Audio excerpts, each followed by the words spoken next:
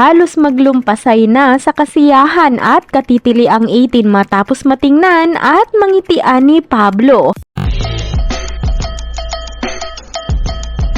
Tila hindi na nga magawang kalmahin pa ng isang 18 girl ang kanyang sarili sa labis na kasiyahan na kanyang nararamdaman makaraang mapansin at matingnan at mangitian pa ng kanyang gwapong bayas na si Pinunong Pablo habang nasa stage ito.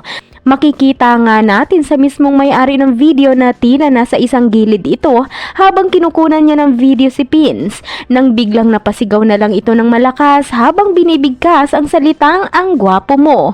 Dahilan kaya napakaswerteng napatingin agad si Pinuno sa kanya, sabay nginitian siya nito ng pagkatamis-tamis. Kaya naman halos mawala na lang bigla sa sarili si ate girl habang todo kilig ito sa katitili. Pabirong komento ng ilan, mawawala daw talaga bigla ang lahat ng utang mo at kapag maswerte kang mapansin ni Pablo. Narito pa ang ilang mga nakakatuwang komento galing sa mga netizens.